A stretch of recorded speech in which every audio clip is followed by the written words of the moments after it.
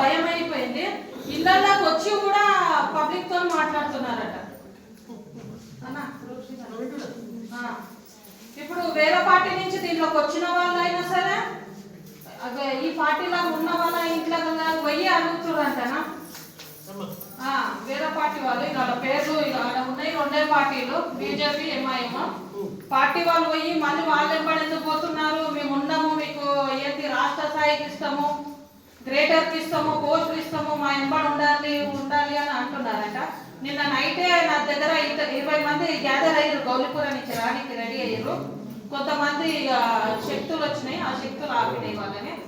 ఈసారి ఇంతమందితో చేసుకున్నాము. Next meeting భారీ ఎత్తున ఇక ఈ హాల్ సరిపోదు, జర పెద్ద హాల్ నుంచి ప్రోగ్రామ్ మనము అరేంజ్ చేసుకున్నాం. 40 ఏళ్ల నుంచి గౌలిపుర మేకమండిలా 40 ఏళ్ల నుంచి నీళ్ళ ప్రాబ్లం ఉంది. ఏ లీడర్ వెళ్ళలేదు, కానీ మొన్న అక్క వచ్చినాక ఆ కొద్దిగా ప్రాబ్లం ఇదవుతుంది. కొత్త లైన్ కూడా వేస్తున్నారు, పైప్ లైన్. అది అయినాక కూడా మళ్ళీ ప్రెస్ మీట్ ఉంటుంది.